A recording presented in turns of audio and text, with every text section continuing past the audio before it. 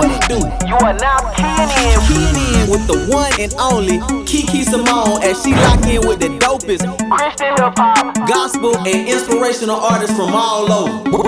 Bringing you the dopest, exclusive interviews that you get here and only here first.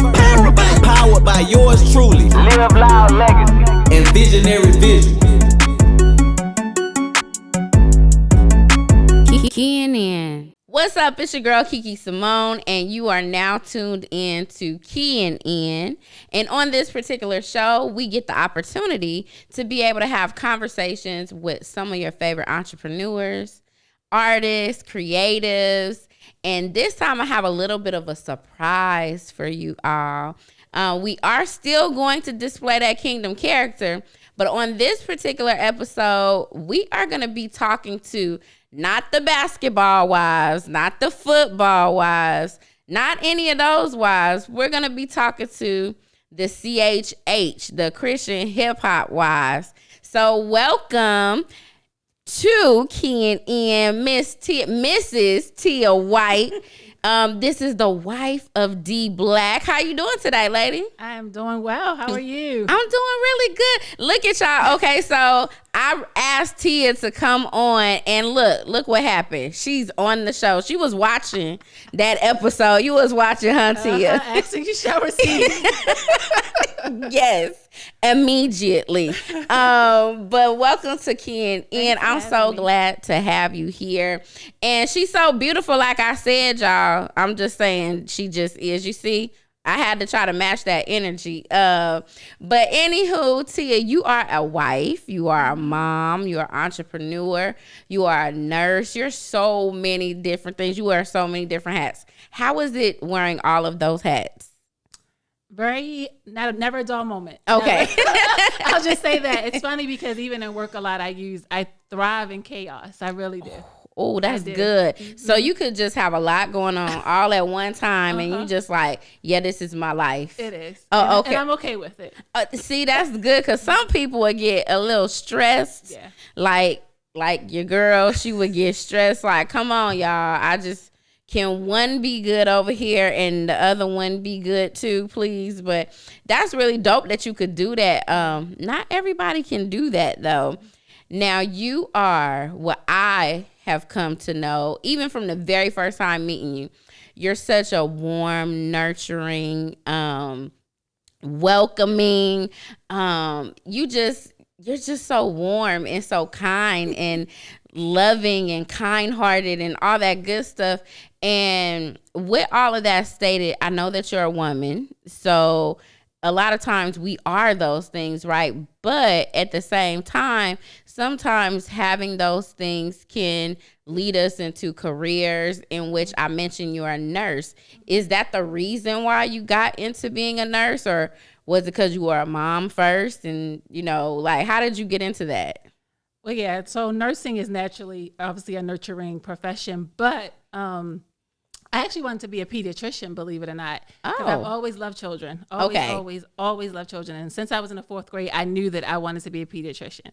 And then I went to school and realized I didn't like science enough to be to be a doctor and to go through med school. So I chose the next best thing, and that was becoming a nurse. Okay. And so that's how that journey started for me. Wow. So in being a nurse, you don't have to do the science Not part? as much. I only had to do anatomy and physiology, which is very interesting, unlike microbiology, which I still had to do microbiology. But like when you go into zoology and all those other ologies, I just wasn't feeling those ologies. And so I was like, yeah, so nursing it is. And so actually I went for a nurse, and then recently, 3 years ago, I became a pediatric nurse practitioner. So that's like the next best thing under a doctor. Wow. Yeah. So when you said anatomy, you already lost me because me and atomies and onomies and ologies and all of that stuff. Yeah, that's not really key. Yeah. So that's really dope that you could do that and, have that focus. So when you were becoming a nurse, did you have children already, or did you, Well, so I actually got married while I was in my junior year of nursing school. Wow. And so crazy. See, thrive in chaos, because they were like, who does that? Like, who goes to nursing school and get married? Like, focus me. on one. I know, me. Can't focus on one thing at one time. So me. So actually I did my junior year of nursing school during winter break at that. We got married. We got married New Year's Day. Oh. And then we had a honeymoon. Okay. And then 9 months later, we had a kid. So not only More chaos. I know, right? Not only did I get married my junior year of nursing school, but I became pregnant my junior year of nursing school. Oh my goodness! And so my senior year of nursing school was when my firstborn son was born. Yeah. Wow. Yeah, that was a lot. I mean, that had to be difficult. Like the studying, and did you have to tell your husband like, "Hey, you just watched the baby"? Because I got to study, or... Well, thankfully, I was in my junior year, so it was in October of my junior year, so I had a couple more months to go. But yes, my husband was absolutely my study partner. He always says, like, he's my textbook. He knew my textbooks better than I did. He was my, my practice patient of all the time. So, right. Absolutely. He's like, you're the one going through nursing school, not me. I would be like him. Yeah. I would be like him. He had to be, because I had to be home. True, right? Had a true. baby, and so we had to study together. So he was my study buddy who did not go to nursing school. Oh, so that means he's technically a nurse too. He is. Now, if let's say that you didn't become a nurse and you didn't have anything to do with nursing, is there any other profession that you would have probably done? Or a teacher? Oh, wow. Yeah, so still with kids? Still with kids. And I would have been a kindergarten teacher. Yeah. Oh, okay. So why a teacher? Because I'm hearing all of this nurturing, momming type deal. Why a teacher? Because of kids, right? Number one. And then for two, nurturing. Well, who the better to help to nurture and cultivate and develop you than your teacher? If you think about it just in general, kids spend more time in school than they do at home. True. And so, you are like their second mom. So That's very true. I was one of those. Kids have always been my life. Always, always. Always wanted a lot of children. Always wanted a big family, So. You come from a big family at all? Actually, I don't. I only have one sibling. Wow. You would think that I have more, but I only have one sibling. But if you ask all my cousins and stuff, they was like, yeah, you always say you wanted to have like 6 children. So I was like, okay. But it was true, because that's even why we went into fostering. So it makes sense. It does. I've noticed that a lot of people that I've seen, I can't say everybody in the world, but I've noticed that a lot of people that have smaller families, or, just one sibling, or is an only child, typically they end up having a lot of kids. And then a lot of times those with a lot of kids end up saying, this is too much. I don't want all that. Let me just have one child and that's it. Yeah. So that typically does happen. Now, I would like to ask you this, because you're in a lot of chaos, as you call it.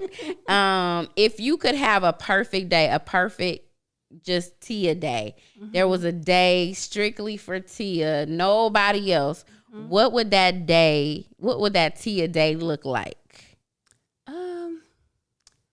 Probably on the beach somewhere, at the spa, doing nothing. But even that would be hard, because it's not that I don't have the opportunity to do it. It's not that my husband doesn't say just go and just do, but I just have a hard time being by myself. If I'm honest, I do. I was never one of those that was like, oh, I can go out to the movies by myself, or I can go to dinner by myself. That was never me, ever. So that was me. I could do that. I took myself to Red Lobster one time. I've never done and they were like, no one else is coming to the table with you. I got all dressed up and everything. Yeah. I was like, no, it's just me. Yeah. I had my cell phone and I was good. Yeah. The only time that I've ever done it was recently when I started the role that I'm in at my current job, where I have to travel. And I didn't like it. I did not like traveling by myself. I was on the phone with my husband the whole time, probably doing dinner. It was just so weird to me. And I didn't even go to a restaurant. Most of the times I ate in, because I just don't like being by myself. Oh, well, you have a decent sized family. So I think that really, is what you wanted. You got what you wanted. Yes. Now, within your family, let's talk about traditions. Have you actually created any of your own family traditions, or maybe you had some growing up and you passed those down? Yeah, any family traditions? Travel for sure. My mom and dad, although we didn't really we stayed within D.C., Maryland, Virginia. We didn't really go too far. North Carolina, South Carolina is as far as it got. But my parents made sure we did something often. Okay. And I'm the same way with our kids, with our family. It's like travel is a must. Naturally, just for me in general, like travel is my therapy. It's like I have got to do something different as often as I can.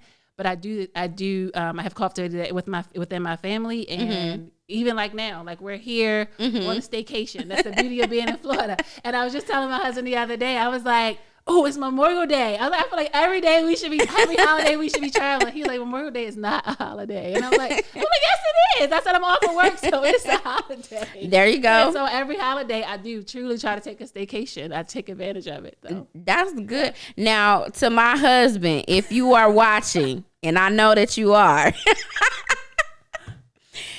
Tia just said, now blame Tia, okay, babe? Blame Tia. She said that traveling is her therapy. Hey, I like to travel too. So, just FYI, just want to put that in your ear, babe. I know you watch it. Yeah, because you engineering this. Now, I asked your husband a question. And the question, I'm going to ask you the same question. So if he were to write a book about you, what would the title of the book be if it were about you? What would the title be? What do you think he would say? Ooh. Oh, my goodness. You weren't supposed to ask me that question. I know his title of his book was talking about him being crazy. Right. How do you think he would think about you? I believe that he would probably think I'm crazy too.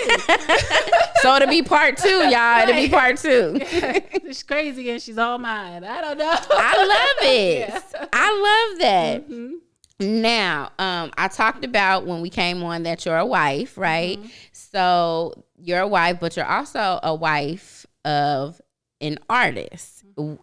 CHH to be exact.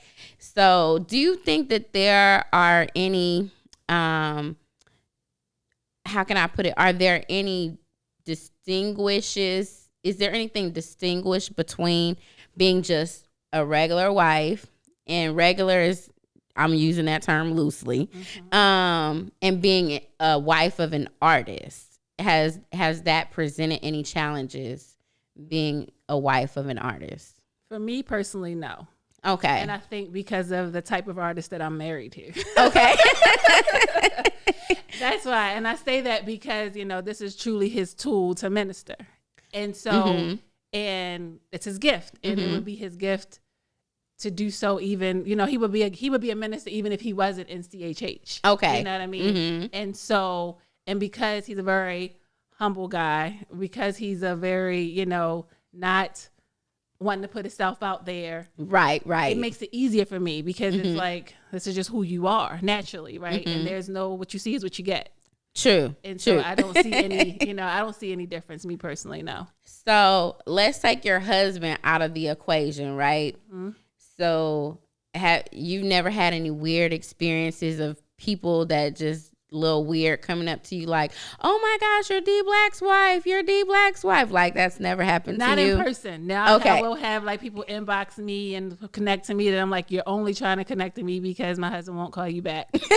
I'll reach out to you and that I'm out there and I share everything and I'm like the friendliest one out of the partnership, maybe, I don't know. And you're trying to use me to get to him, but like not in like person. No. Okay. Well, that's really good because I'm sure, because I'm going to be interviewing some other wives and having conversations with them. I'm pretty sure that's not going to be the case with them, but that's really dope that you can even recognize what someone else is trying to do just to get to your husband. And I mean, it has happened to me, and I just really I don't care for it, but it would irk me a lot. Now, let's talk about your support of your husband. You just mentioned literally that, that that's his ministry. What has support looked like from your perspective, like in supporting him in that particular part of ministry? Well, it started with a black and white composition notebook, a pen that I got from the Dollar Tree, and a little note that I think I may have printed it or I may have typed it up. I don't know. But when he was transitioning from secular to trying to transition into Christian hip hop, it was a difficult transition for him. But I knew that even in the secular world that he was good. He was a little wild, but he was good. And I knew that it had to continue. And I knew that changing his life, although it may have been a struggle, I knew that this was something that he had to do, that it would be his gift. And so I did. I typed up a little message in the book, in a little black and white book, and basically saying, you have to do this. Like, you must. I know it's awkward, I know it doesn't, feel good, but you have to do it. And so from then, it was like, I was supporting him 100%. Wow, that's dope. Like, sorry, babe, I never did that to you. Never did it. But I think that's so that definitely shows, from a wife's perspective, like, hey, I'm here for you, I'm with you, and I'm gonna back you in whatever else. And I'm pretty sure that came with, sacrifices as well, like. Him on the road or money, financially, that y'all have to do this. And, sometimes you got to pick and choose, like, hey, we got to do this video, so we got to pay for this. But I know we got to do this over here. So I'm sure it comes with all of that. And that also is a form of support. How has it been over the years?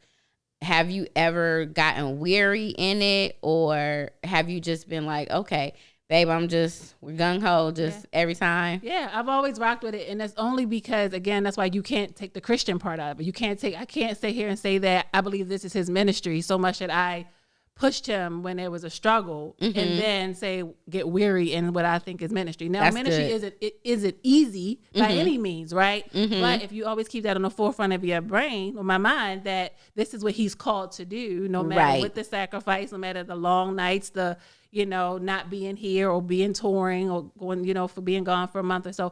It's still like, but you're doing it for God. Now, if you remove that, and if I was just a hip hop wife, then it may be different.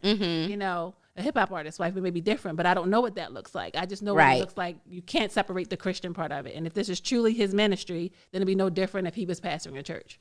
Now, you just said something just now, touring for a month. I don't know how. We have 4 kids. Oh, goodness. I would miss my husband so.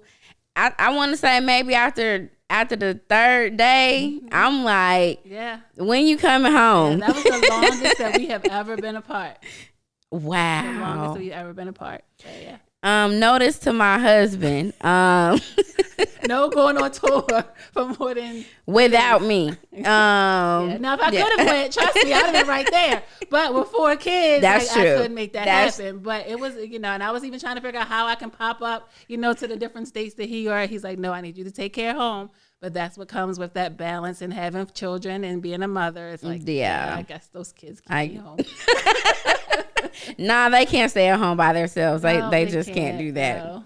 Now, I want to transition just a little bit to ask you, what do you think is the thing that you've had to take the biggest leap of faith for, since you've been, with your husband? What do you think you both have really taken the biggest leap of faith with? I would say definitely trusting God with our finances. For sure. I know he spoke of, it's definitely a blessing to, to sow into others and to give. And naturally, we both are givers. But I've seen, we've gone out, the things that he's done to for people, the seeds that he's sown in people that they probably don't even, in my mind, don't even deserve it. But I knew that there was a bigger purpose. And I was like, oh, we're going to pay that bill? Or we're going to help that family? We struggling over here, But I would stay with that. But it's fast forward, just understanding that, yes, that truly is a blessing in giving. And then, but I would say definitely with trusting God with our finances. Because when we didn't have is when we gave the most. And we sacrificed the most, whether it was finances, whether it was even when we did foster care. It was we gave up our bedroom. Wow. So the sacrifice has been the biggest leap of faith, whether it's financial or time. Wow. Now that's good. That I hope everyone heard that, including myself. that just was so good because it really does come back because now at this point, you know, in your marriage, you all are able or you both are able to see the fruit of that sacrifice. And we literally just went to a concert on yesterday, and he was talking about, you know, you plant seeds, you know, and watch it grow. And that's literally what you all did, and now you're reaping the harvest of what actually happened. Now, I want to share and well, not share. I want to ask you this question. You have something that I would like for you to share with our viewers about called the Bee Haven. Okay. I put that pause in there, y'all. Right. Okay, the Bee Haven. That is actually it's a creative idea. Something I've never seen anyone else do. Maybe you have, but tell our viewers about the Bee Haven. What is that? Because it's so cute. I know. And it's funny because everybody thinks that I have a bee farm. And I'm like, no, I don't have a bee farm. Because if you look up Bee Haven, that's what you think. You're somewhere the bees are. And it really isn't. So the Bee Haven is actually a pediatric wellness center. And the reason why it's called Bee Haven is because it is really looking at behavior. Like I'm such a root person. And even being in the medical field, as much as I value medicine, I understand that there's so much more than a pill. There's so much more. And so looking at behavior and the why kids acted the way that they do. And so our mission statement actually is cultivating behavior that heals the body and calms the mind.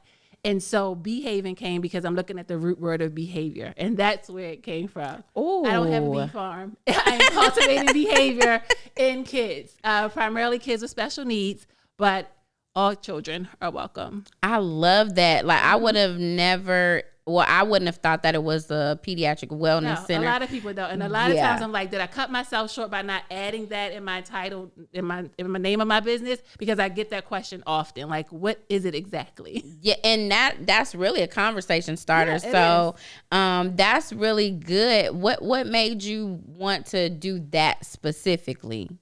Well, when I came to Florida, so I mentioned that I am now a pediatric nurse practitioner. And originally my whole goal was to have my own clinic. Okay. And then when I came to Florida, I realized that Florida is a restricted state for nurse practitioners, meaning you cannot work independently outside of a physician. And I was like, no, that's not what I went back to school for.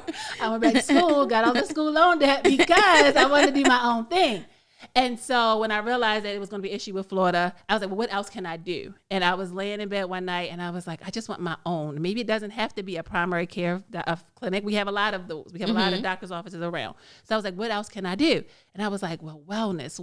And I was like, kids need wellness services too. Like as an adult, we can go get a massage. We can go get chiropractic. We can go all these things that kids can benefit from, but nobody's really doing it. And then as a special needs parent myself, I know that those services are limited. So my goal was to have this all-inclusive wellness center where kids can come and we can teach them how to relax through massage therapy. We can teach them how to socialize because that is a huge thing these days. They're teenagers now and the anxiety levels are through the roof because they don't know how to socialize. They don't know how to relax.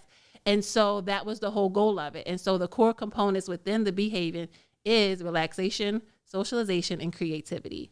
That's really good because right now, especially in the culture that we're in right now, socialization is on the decline because everyone is behind a piece of technology or a device. And that's really very creative and definitely God-given. Yes. And so what ages is the Bee Haven? It starts from infant until, anything that when you are considered a pediatric from the time you were born to 21. And so we will service. So we will service any of those individuals. Yeah. Wow. Because the health insurance industry doesn't consider you that at 21. But as before we get ready to close, I just want to ask you, what's something that you feel that you are, now I can tell that you're passionate about this because you're just nurturing is just all about who you are. What is something for, let's say, one of your children that you have at the Bee Haven, if there's something that they want to pursue, but they may from other places get rejected or something like that, what's something you can say to encourage them if they're struggling with some of the actual things that you actually have services for, how can you encourage them to go after what it is they want? Yeah, well, one thing that I do like to cultivate is the uniqueness of an individual, that nobody is different. I mean, nobody is exactly the same. We're all different, right? And so, but, I would really want to push them to embrace their uniqueness, and then understanding that they can do anything that they put their mind to. With the first you gotta believe it. I was like, believe it. I just thought that. First you gotta believe it, and then you can do it. And it's that simple. And whatever those challenges are, I always say that self-awareness is very key. And so just embrace your uniqueness, understand that you're different, and work through your challenges and believe you can do it. And that's that simple. Yes, it really is that simple. It really is that simple. Really, that's for anyone, honestly. Yeah.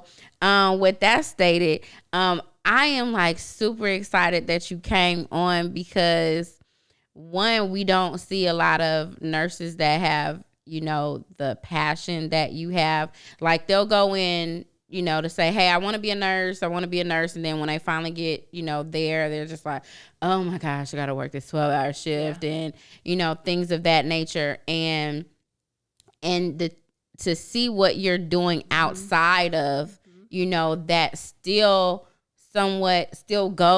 correlates with what you're doing. Absolutely. And I think that that's something, to acknowledge and recognize. How would you feel? Do you ever mentor people or anything like that? I do. Okay, so you have like coaching sessions? No. Off the record. Yeah. But yes, I do. And then even in my current job that I am now, I have that ability to do so, because I'm in a leadership role where I have to hire people. And then a lot of times I love like going to nursing schools, and that's like my favorite part, going to nursing schools and bringing that brand new nurse who just doesn't even know, like she's baby nurse is what we say, and does not even know what that looks like, and really pouring into her and developing him or her to be that nurse that they desire to be. I love that. Like, I absolutely love that. So how has the response been from those individuals that you've been able to kind of cultivate from the beginning, being in nurse school? How has the response been? Have you been able to see someone just really grow? And I have. And I use this story all the time. This one nurse in particular that I had hired 2 years ago now, and so she was working at Aeropostale. And I use her story all the time because, she came on board with us, and that was her first nursing job. I was like, girl, you went from folding jeans to being this fantastic nurse. And I tell people that all the time, and I use her every time because she was fresh out of nursing school and didn't know. And we hired her, and then she got connected with the family. Amazing little boy, amazing family, and she's just thriving and loving her job. And so I use that all the time, and I love it. And that's one thing about when you speak about burnout and stuff like that. When I decided, that was even part of, outside of the fact that kids are just my passion, but even with that, like, kids bring life, they bring joy. And from even when I decided to become a nurse, I knew that I wanted to go into pediatrics. And then in nursing school, like, professors and everybody would say, well, you should go into, they call it medical surgical, because it's like you get to adults and you see everything. And it's like, maybe you should start there, because then it'll increase your skills and make you more, marketable. And I was like, no. I know what I like. And I said, and I want to do this. And so 18, almost 19 years later, I still enjoy going to work. I still enjoy being a nurse, because it's like, you can't look at a kid and not find joy in a child. Right. And so, and I don't know anything about adults, and it's okay, unless you're pregnant. I did maternity for a little bit, but it's like, it's just who I am, and it's just naturally, they bring joy, and I do thoroughly love what I do and I'm passionate about it. So. Yes, that is so, I really love that. I mean, I don't know any nurses like you. I don't know any, and I know some, I know a few nurses, and I actually know someone that is actually finishing up nursing school right now. I believe that she's doing her, I don't know what they call it. Is it a residency after you? That's for doctors, isn't it? But she's getting like her hours or like something. Her clinical hours. She's doing her clinical rotation. She's getting her clinical hours, and I really didn't know if that's something that this particular individual would actually like doing. But when she said, now she works in the pediatrics with the babies, and so well, not pediatrics, the maternity, and she loves it. And I'm just like, oh, I would just want to hold all the babies, and And that's all I would want to do all day is just hold the babies. Yes, I wouldn't want to do anything else. But I'm so grateful that you stopped by, Tia. Now, with all of the chaos that you have going on, I don't know if you have much time for social media, but are you able to give us your handles for your social media in the event that someone does have a question, for you about nursing, or they might, just say, hey, I'm contemplating going to nursing school. Like, what type of characteristics should I have? Like, anything like that. Would you be willing to share your social media with them? Oh my gosh, I have so many. It's like when you said that, it just hit me how many I have. Like, personally, I have the Black's Wife. Then I have the Purpose Practitioner. And then I have, of course, my Behaving Wellness Instagram. Those are my Instagram handles. And then Facebook, I'm Behaving Wellness as well. Awesome. So you all heard it here first. Yes. Okay. So the behaving. I love that play on words. I know now that you understand it. Yes. It's good. But I just love play on words. Yes. But make sure, everyone, that you are following us at LOL with Kiki Simone. That's QUISYMONE. And that is on YouTube. Go ahead and subscribe, as well as hit that notification bell. And also, we are on Instagram as well, LOL with Kiki Simone. And until next time, we'll holla.